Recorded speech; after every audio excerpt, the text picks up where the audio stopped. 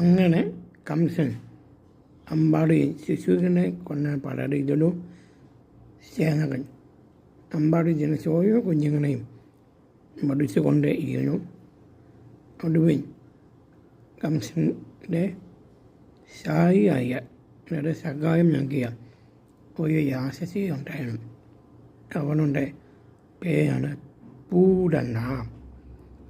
കംസൻ പൂടനയോട് പറയുന്നു, മഹാവിഷ്ണു 8ാമത്തെ അവതാരം ജനിച്ചിട്ടുണ്ട്. അത് എവിടെയാണ് എനിക്കറിയില്ല.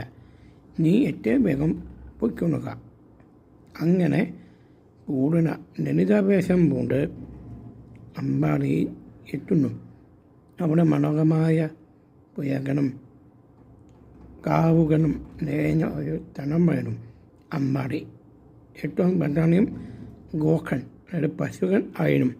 പശുക്കളെ മേച്ചും കുണിപ്പിച്ചും ചെയ്യുന്ന കർത്തവ്യമായിരുന്നു ഗോപാലന്മാരുടെ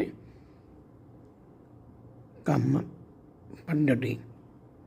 പിന്നീട് പൂടനയായ ലളിത ഓരോ കുഞ്ഞുങ്ങളെ നുണ കൊടുത്ത് കുഞ്ഞുങ്ങളെ കൊണ്ടുവന്നു. ഇത് അമ്പാടിയിലെ എല്ലാ ജനങ്ങൾക്കും പ്രശ്നമായി. പിന്നീട് പൂടനയായ ലളിത നന്ദഗോപ യശോദയുടെ ഗൃഹത്തിൽ ചെന്നു. അതിനെ പൂടനയായ ലളിത കണ്ണനെ കാണുമ്പോൾ തൻ്റെ മാതൃത്വം കാണിക്കുന്നു. കടകണ്ണിന് പ്രസിദ്ധമായ ഒരു പദമുണ്ട്. എന്താണെന്നറിയാമോ? സുകുമായ നന്ദകുമായ എന്ന പ്രസിദ്ധമായ പദം. ഇതിൻ്റെ പൂടനയുടെ അമ്മയുടെ ആ സ്നേഹവാസിനും എടുത്തു കാണിക്കുകയാണ്. തൻ്റെ കർത്തവ്യമാണ് പോയി. അങ്ങനെ ഭഗവാനെ നേസിച്ചു അവൻ പൂടന അമ്മ. അങ്ങനെ തിരിച്ചു പോകാനായിട്ട് അപ്പം ഞാൻ ഓർത്തത്, തിരിച്ചു പോയാൽ തൻ്റെ സ്വാമിയായ കംസൻ ഹയവാളിനായി എന്നെ വധിക്കും. അങ്ങനെ ആ ശിശുവുമായി കാട്ടിനോട്ട് പോകുന്നു. എന്നവൻ ആ ശിശുവിനെ തേടി അന്വേഷിക്കുന്നു. പിന്നീട് പൂടന തൻ്റെ വിഷമുണ്ട് ആ കുഞ്ഞിന് കൊടുക്കുകയാണ്. അതുകൊണ്ട് ശിശു പാണും മാത്രമല്ല ജീവനും എടുത്ത് കളഞ്ഞു. ലളിതാവേശമായി പൂടന അപ്പോൾ തന്നെ പ്രാണൻ വെടിഞ്ഞു.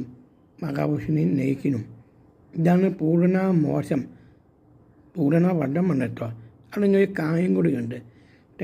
യുഗത്തിൽ മഹാബലിയുടെയും വിന്ധ്യാബലിയുടെയും മകനായിരുന്നു യജ്ഞമാണ്. മഹാവിഷ്ണു വാമന അവതാരം കണ്ടിട്ട്